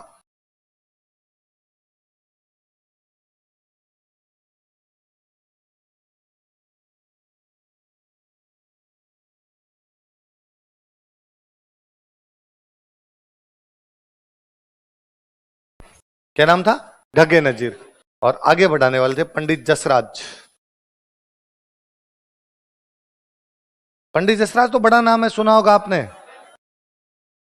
आपसे कोई पूछेगा पंडित जसराज कौन से घराने से जुड़े हुए हैं, तो कौन से घराने से? मेवाती घराना। मेवाती घराना शुरू किसने किया था? घग्गे नजीर खां। किसने शुरू किया? राजा महाराजाओं का टाइम था। जोधपुर में अपने एक राजा हुए थे, उनका नाम था जसवंत सिंह। क्या नाम था? ये जो घग्गे नजीर खां है, जसवंत सिंह के दरबारी संगीतकार थे। किसके दरबारी संगीतकार है? लिख लो इनके नीचे, जोधपुर महाराजा जसवंत सिंह के दरबारी संगीतकार। कोर्ट म्यूजिशियन ऑफ जोधपुर महाराजा जसवंत सिंह। जोधपुर महाराजा जसवंत सिंह के दरबारी संगीतकार, कोर्ट म्यूजिशियन ऑफ जोधपुर महाराजा जसवंत सिंह। किसके कोर्ट में थे? जसवंत सिंह। जसवंत सिंह कहां का राजा है? जोधपुर। जोधपुर महाराजा जसवंत सिंह के दरबारी संगीतकार, कोर्ट म्यूजिशियन ऑफ जोधपुर महाराजा जसवंत सिंह। अच्छा, मिडिवल पढ़ी आपने, तो मिडिवल के अंदर आपने तानसेन जी का नाम पढ़ा होगा। तानसेन किसके दरबार में? अकबर। अब बाद में तानसेन का बेटा जहांगीर, तानसेन का पोता शाहजहां, अब आ गया औरंगजेब। औरंगजेब ने कहा भाई साहब डमरू बंद करो। है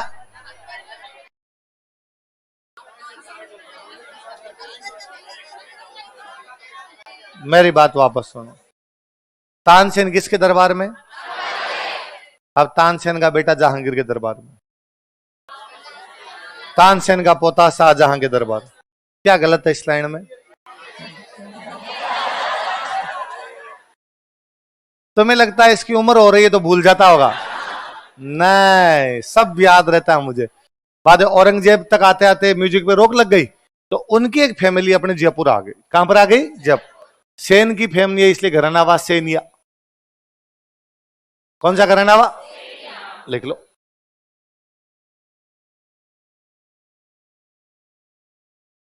उनकी कोई ब्रांच थी जी। शुरू करने वाले सूरज सेन, आगे बढ़ाने वाले थे अमृत सेन।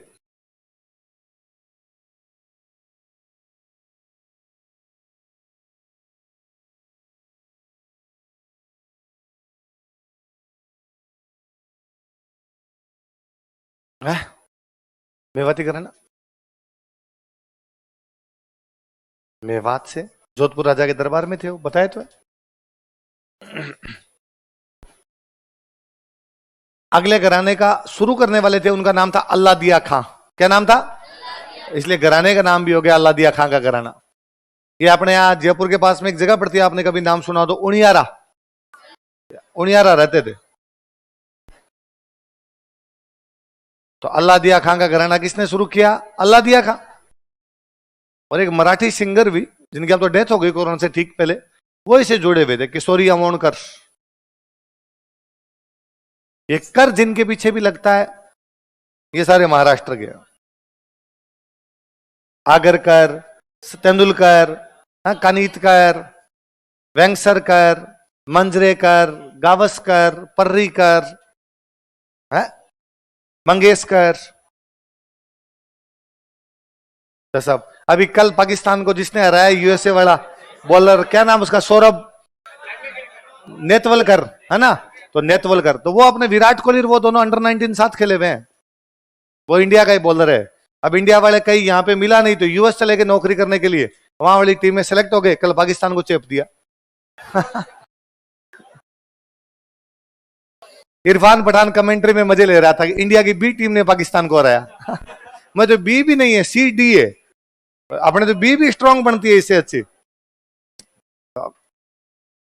तो मैं आज फिर मैं पाकिस्तान वालों का वीडियो देख रहा था सुबह सुबह, तो मैच से पहले के पाकिस्तान के वीडियो है कि आपको क्या लगता है आज अमेरिका और पाकिस्तान के मैच को लेके? पाकिस्तान वाले कई कह रहे हैं कि ये एकमात्र जगह जहां पर पाकिस्तान अमेरिका को हरा सकता है।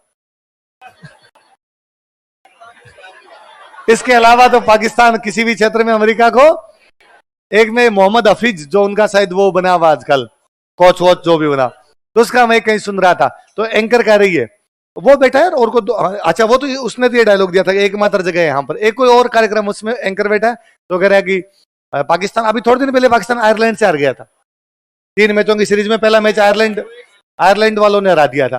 तो कहा कि पाकिस्तान को आयरलैंड से डरना चाहिए और आयरलैंड भी पाकिस्तान को हरा सकता है। तो एक वो दूसरा कहे कि इस प्रकार तो पाकिस्तान को फिर अमेरिका से भी डरना चाहिए। तो एंकर कहता है वो तो डरता ही है। वो ठीक खेलते रहते हैं ये। तो अल्लाह दिया खां घराना किसने शुरू किया? अल्लाह दिया खां। आगे बढ़ाने वाली गायिका कौन? अमोणकर, किशोरी। अब बड़ी सिंगर भी किशोरी ताई बोलते थे। ताई, ताई का मतलब मराठी भाषा में बड़ी बहन। दीदी, दीदी को क्या बोलते हैं? मम्मी को आई। मम्मी क्या कहते हैं? और दीदी को? तो लड़कियों आज से तुम दीदी नहीं कहोगी, आपस में एक दूसरे क्या कहोगी? हाँ, अपनी ताई अलग होती है। अपनी ताई ताऊ वाली ताई है। चलो अगला घराना लिखो। बीनकार। पहले एक लिख लो रंगीला, पहले एक लिखना रंगीला।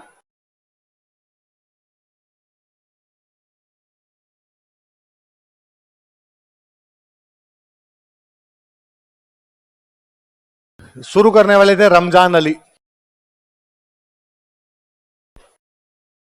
और इनका नाम ही था मियां रंगीले।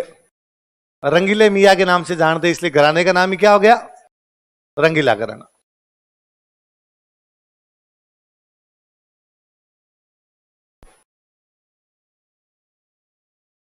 क्या हो गया? कोई ढंग का बंदा हुआ नहीं भाई आगे चल के, तो आपने खाली छोड़ दो।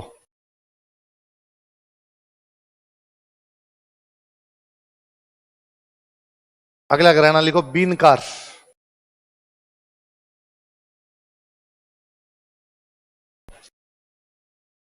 ये शुरू करने वाले थे रज्जब अली खां बीनकार।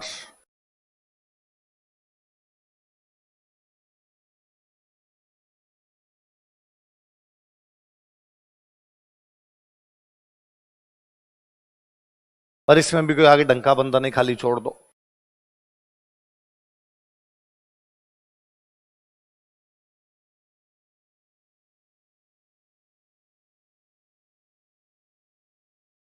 रज्जब अली खां बीनकार। ये जो रज्जब अली खां बीनकार थे ना, ये अपने जयपुर में एक महाराजा हुआ था राम सिंह सेकंड। कौन महाराजा? उसके दरबारी संगीतकार है, लिखो जयपुर महाराजा राम सिंह सेकंड के दरबारी संगीतकार, court musician of Jaipur Maharaja Ram Singh second. Ram Singh second हमने पढ़ रखा है। अंग्रेजों की सहायता की, इसलिए अंग्रेजों ने कोटपुतली, परगना और सितारे हिंद की उपाधि दी थी, पढ़ा था। बेराट का उत्खनन करवा लिया था, जहां सोने की संदूक प्राप्त हुई थी, इसमें शायद भगवान बुद्ध के अवशेष रहे होंगे, पढ़ा था। वही राम सिंह सेकंड, जयपुर महाराजा राम सिंह सेकंड के दरबारी संगीतकार, court musician of Jaipur Maharaja Ram Singh second. क्या हुआ? जयपुर महाराजा राम सिंह सेकंड के दरबारी संगीतकार। एक लिखो डागर।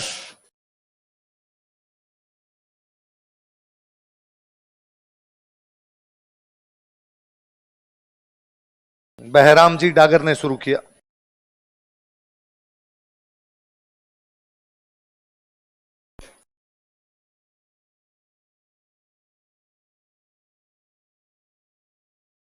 हाँ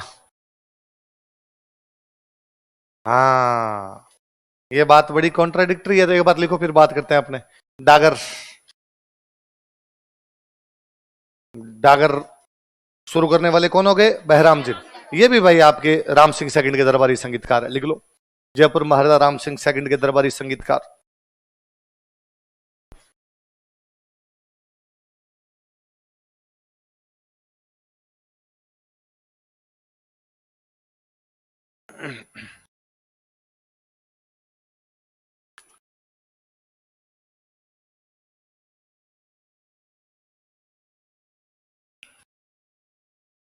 भाई हम नॉर्मली यूं कहते हैं कि औरंगजेब ने संगीत पर रोक लगा दी, क्योंकि औरंगजेब ने कहा कि इस्लाम में संगीत हराम है और संगीतकार सारे मुसलमान। हाँ, सारे के सारे मुसलमान। अब हुआ क्या था जी, भारत में आने से पहले इतना कोई म्यूजिक उधर था ही नहीं, जिधर इस्लाम पैदा हुआ उधर इतना रहा नहीं होगा, तो वहां पर कह दिया होगा संगीत हराम है। भारत आने के बाद इस्लाम के कई नियम बदल गए। नॉर्मली तो इस्लाम ये भी कहता है कि इस्लाम में कोई जाति नहीं होती। भारत आने के बाद भारत वालों का नहीं भाई साहब, बिना जाति के यहां रहने। जाति वो चीज है जो कभी किसी की कभी भी नहीं जाती है, जो हमेशा आपके साथ रहती है। तो फिर भारत में मुसलमानों में जातियां हैं, तुम कौन से मुसलमान? ये फलाना मुसलमान, फलाना मुसलमान, फलाना मुसलमान, सब अलग अलग। जो हिंदुओं में जितनी जातियां उतनी उतनी किसमें? उतनी उतनी मुसलमानों में। तो भारत आने के बाद इस्लाम में खूब सारे चेंज हुए। उनमें एक चेंज ये भी आया कि संगीत की बाजी भी आई। तो संगीत, भाई सूफीज्म तो पूरा संगीत पे टिका हुआ है। ख्वाजा मोइनुद्दीन चिश्ती ने कहा कि संगीत अल्लाह से मिलने का माध्यम, भगवान से मिलने का माध्यम है। इसलिए किसी दरगाह पे चले जाओ, मौला मेरे भर दे झोली मेरी ये मोहम्मद, दर से जाए ना तेरे कोई खल। खूब सारे गाने इस प्रकार के चल रहे होते हैं। तो भारत आने के बाद में सिद्धांत थोड़े थोड़े शिथिल पड़ गए। पहले कहा चित्रकला भी हराम है, यहां आगे जहांगीर कहता है दादा मेरे सामने कोई चित्र रखो तो मैं बता दूं वो किसने बनाया, और यदि उसका नाक कान गला अलग अलग लोगों ने बनाया तो मैं तो ये भी बता दूं कि किस किसने क्या क्या बनाया। अकबर कहता है जो चित्रकला को नापसंद करते हैं मैं उनको नापसंद करता हूं, जिनको चित्र पसंद नहीं है वो लोग मेरे को भी। यहां आने के बाद पूरे नियम ही बदल गए। तो उसमें यह भी हुआ कि संगीत, फिर एक ये भी रहा कि भारत में कई संगीत की जातियां थी, वो इस्लाम में कन्वर्ट हो गई। पहले तो काम तो यही था उधर चले गए तो भी काम वही रहा। रोजगार कैसे चेंज हो जाए धर्म चेंज होने से? फिर मैंने कभी पहले भी आपको बताया कि धर्म चेंज होने से संस्कृतियां चेंज नहीं होती, है ना। अपने भारत की संस्कृति में संगीत था, तो यहाँ के लोगों ने मान लो इस्लाम अपना भी लिया, पर वो कल्चर जल्दी से चेंज नहीं हुई। इसलिए इस्लाम पूरी तरीके से मूर्ति पूजा को भी बैन करता है। भाई मूर्ति पूजा नाम की इस प्रकार की सिंबल की कोई पूजा नहीं, अल्लाह के अलावा और किसी की भी पूजा, यहां सारी दरगाहों को पूज रहे हैं, अल्लाह के अलावा पूजा तो हो रही है ना। ख्वाजा साहब को पूज रहे और किसी को पूज रहे, तो इसका मतलब मान तो रहे ना दूसरे को। तो अपने यहाँ भारत की संस्कृति अलग प्रकार की थी, अलग प्रकार की संस्कृति थी, इसलिए बाहर के धर्म आए, लेकिन वो भारतीयता में ढल गए, यहाँ के लोगों जैसे हो गए। और भारत को इस चीज ने बहुत बचाया है, विविधता में एकता। दुनिया में वे लोग जहां पे यूनिफॉर्मिटी थी, एक ही चीज थी, वहां पर कोई नया धर्म जाके सब कुछ समाप्त कर गया। जैसे ईरान, ईरान एक देश था, वहां पर एक धर्म था पारसी। कौन सा धर्म था? और पारसी के देव हमारा एक भगवान है सूर्य, सूर्य भगवान की पूजा करेंगे। हमारा एक त्योहार है नवरोज, हम नवरोज का त्योहार मनाएंगे, है ना। हम ऐसे कपड़े पहनेंगे, इस प्रकार का खाना खाएंगे, सब एक प्रकार की एक चीज।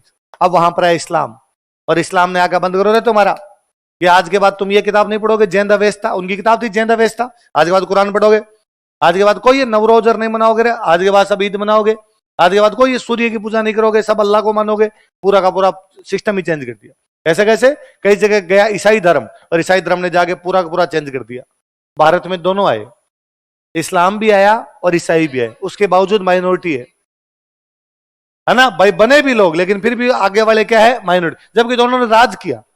1200 में पृथ्वीराज चौहान के बाद में एक लंबे टाइम तक इस्लाम का राज रहा, एक लंबे टाइम तक बाद में ईसाई आ गए थे। उसके बावजूद न तो कोई बड़ी संख्या कन्वर्ट हुई, न उनकी संस्कृति आ पाई। क्योंकि अपने यहां चेंज कैसे करते कि मान लो कोई मुसलमान राजा और उसने कहा आज के बाद तुम दीपावली नहीं मनाओगे, हमने कहा होली होली मना लेंगे, होली मना लेंगे हम तो।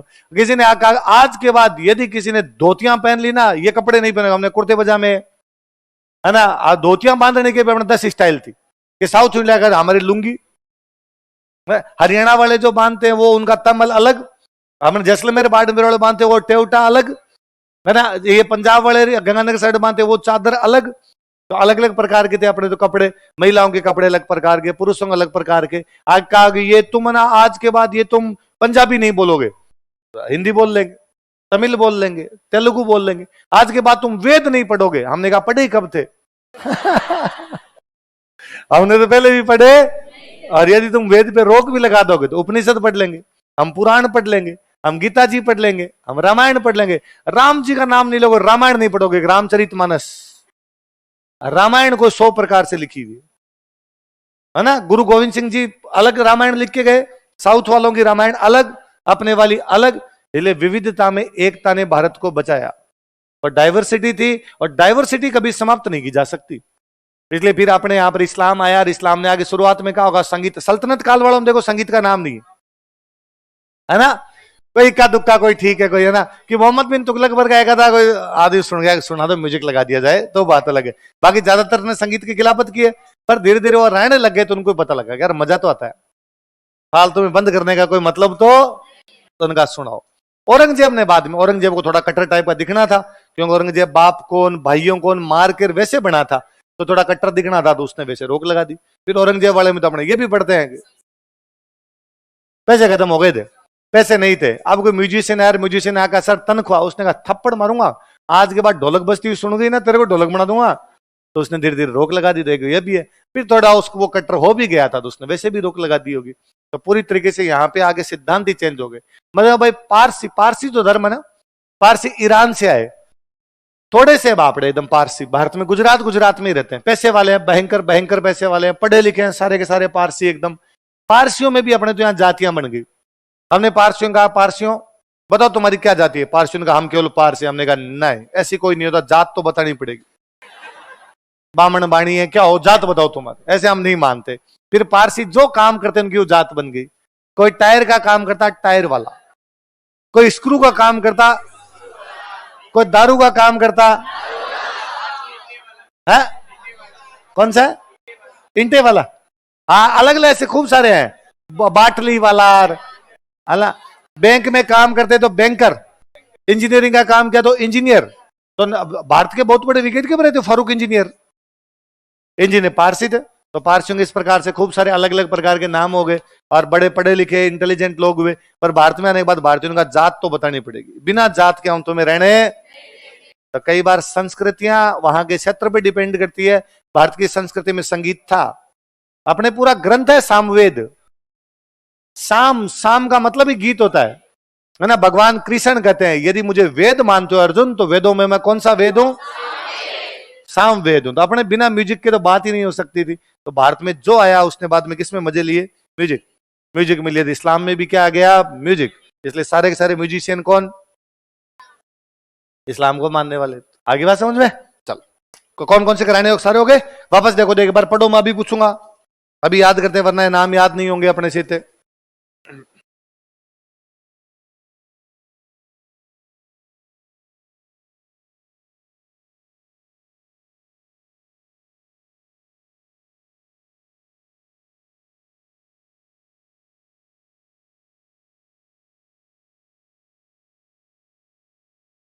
है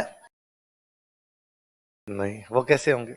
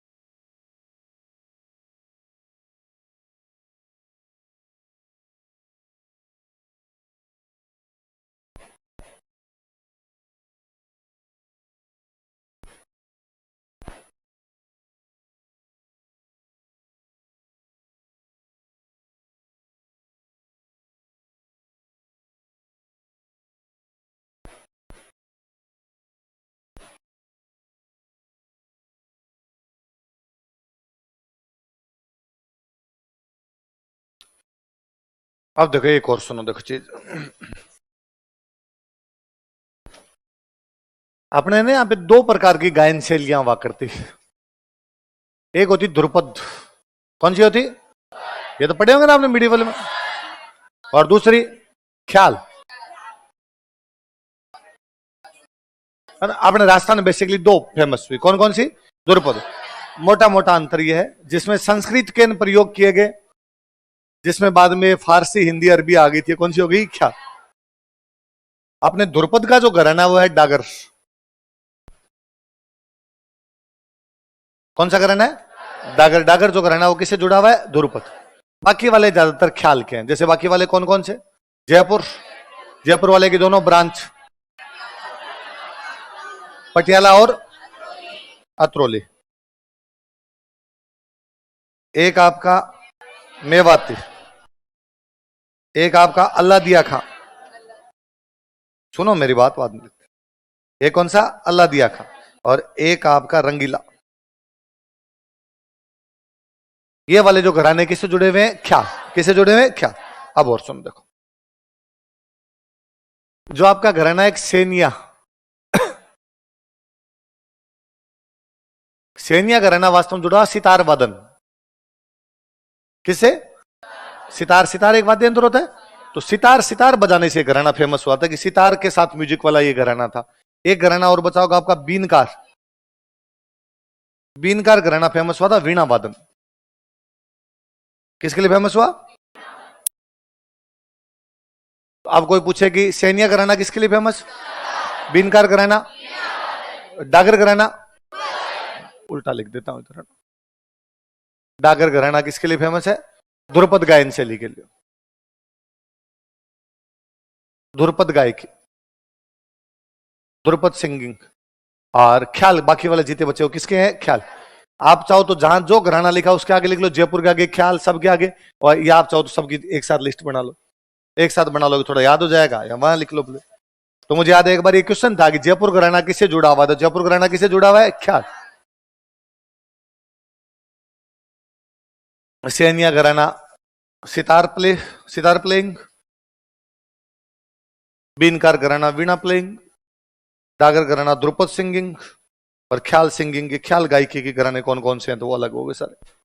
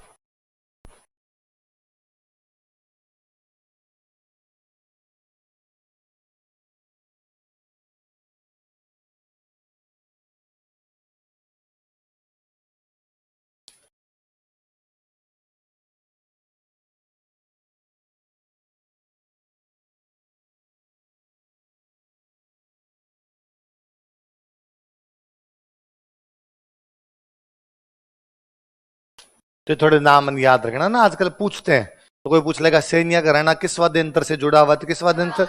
सितार। बीनकार घराना किससे जुड़ा हुआ है? तो वीणा।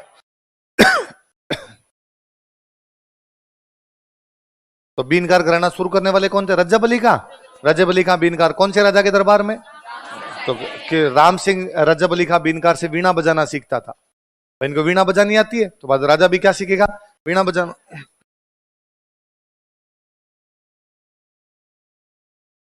एक बार ये क्वेश्चन था जयपुर घराना कौन से जुड़ा हुआ था? किससे जुड़ा हुआ है? ख्याल से। ध्रुपद वाला कम है अपने, ख्याल वाला ज्यादा हुआ, कहने का मतलब कुल मिला के। चलूं आगे। तो अभी अपने एक महिला है अपने, डॉक्टर मधु भट्ट तैलंग। क्या नाम मैडम का? डॉक्टर मधु भट्ट तैलंग। ये अपने राजस्थान की पहली महिला ध्रुपद सिंगर है। तो राजस्थान की पहली महिला ध्रुपद गायिका कौन है? डॉक्टर मधु भट्ट तैलंग। लिख लो, ये नाम लिख के आगे लिख लो, थोड़े दिन पहले किसी एग्जाम का क्वेश्चन है। डॉक्टर मधु भट्ट तैलंग राजस्थान की पहली महिला ध्रुपद गायिका, first female Dhrupad singer of Rajasthan. Rajasthan की प्रथम महिला ध्रुपद गायिका है। रहते राजस्थान में तो फिर कहां के होंगे? यूं मनुष्य सारे अफ्रीका से आए हैं, तो मूल निवास में अफ्रीका थोड़ी लिखवा दे।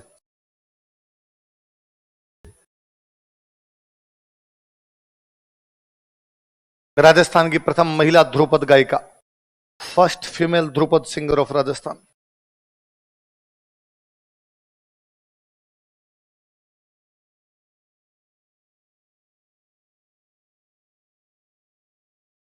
ठीक है।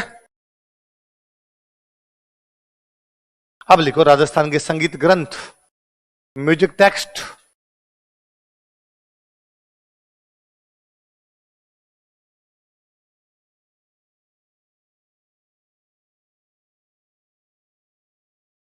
म्यूजिक में क्या क्या किया हमने कि लोगों ने गीत गाए, हमने उन पे गायन शैलियां विकसित कर दी, घराने बना दिए, और नहीं तो म्यूजिक की किताबें लिख गए।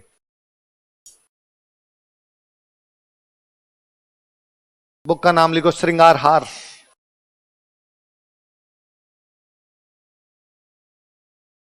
मेरे बाद अगली क्लास कौन सी होती है आपकी? तो बताया करना फिर। श्रृंगार हार याद दिला दिया कर। क्या नाम, बुक का नाम बताओ देखिए? श्रृंगार।